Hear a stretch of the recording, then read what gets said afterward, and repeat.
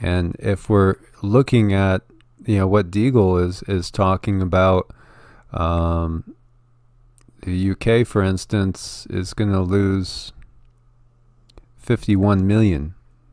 That's crazy. That's blows it away. Blows it away. And if you look at the US is losing 227 million people. What could possibly do that? Hello, my friends, Evolutionary Energy Arts family. Welcome once again, guys. Going to be really interesting today. We got some news. I know a lot of people in the chat room have been talking about the CDC and what they said today. Yeah, and there's more than that. I mean, as you keep going down this rabbit hole, you keep finding new things. So, Deagle forecasts different things, growth, and if we look at these countries right here, you see China. There's two dates. So you have 2017, and let's see if I go over here and give you the country list, which is down at the bottom, and 2025, and it's such a interesting, right? There are 209 countries listed below. View the 2025 forecast. And when they were confronted with this, because when you look at the United States of America, in 2017, population 327 million, their forecast for 2025 is 100 million people.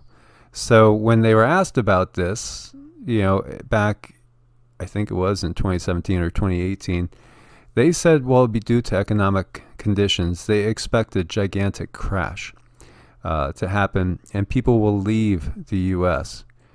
But when you add all the numbers together, which I did, it shows there's about 550 million less people in the world than there in 2025 than there is in 2017. So 550 million people are gone from the world as far as their forecast. So when we look at this, here you see that top number in red. That's China's population. Now, here they're showing it's going to go down. And, if we look at that, we're looking at about 22 million people less. So that's interesting because originally, in the other numbers, it just showed it flat. India's population is going to go up, and it looks relatively significant there. Now, Russia's population is going to go down slightly. Japan's population is going to go down by about 23 million. As you can see, there's a difference, 23 million. Brazil's goes up about 3 million.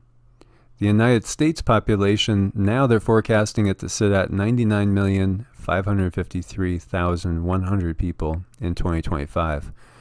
And they're showing us currently at 326,620,000. That's a lot of people to not be there anymore. It's just interesting to look at these numbers. Here you see Indonesia gains 7 million people, so they go up. Interesting too. There was an article today talking about a lot of Chinese manufacturing jumping to Indonesia as well. I forget where I got that article from.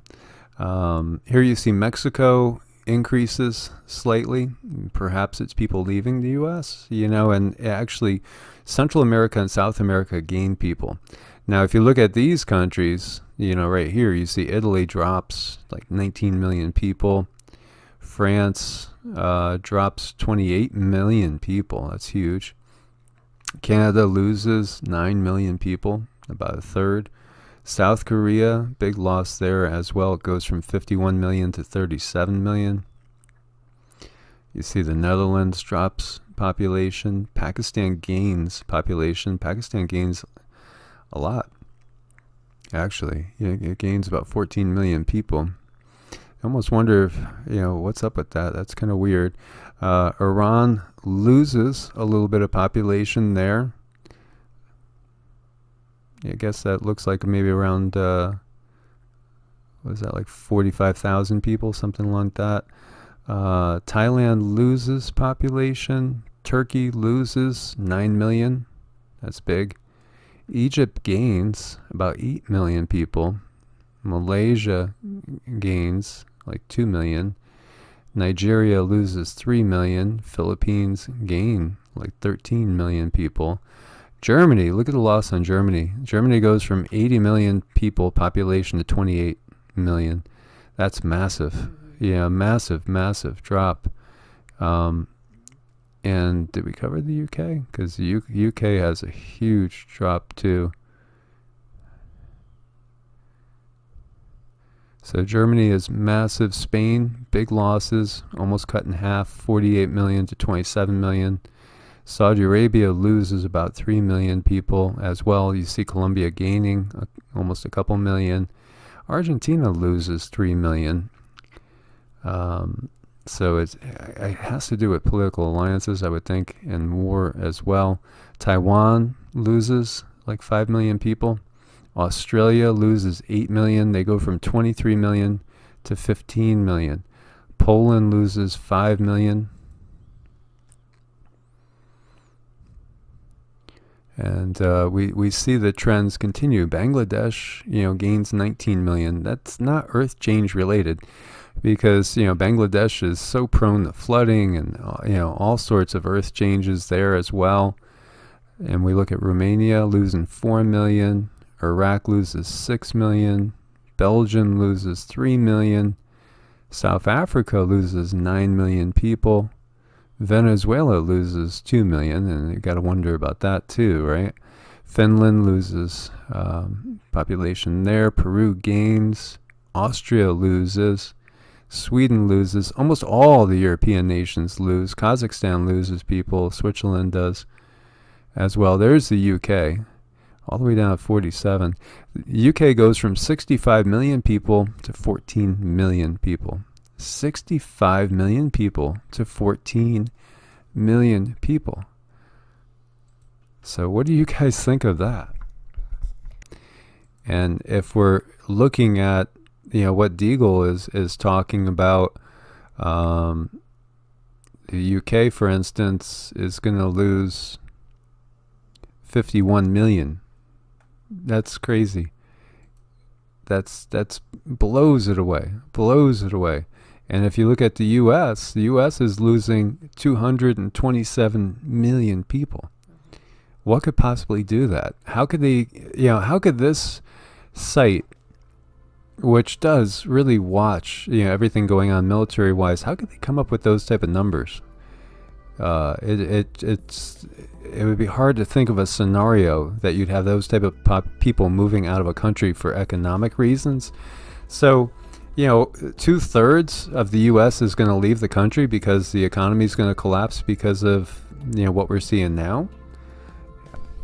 And the other important component to the Deagel numbers, because Deagel is all about military expenditure, is whose militaries go up in expenses and whose go down.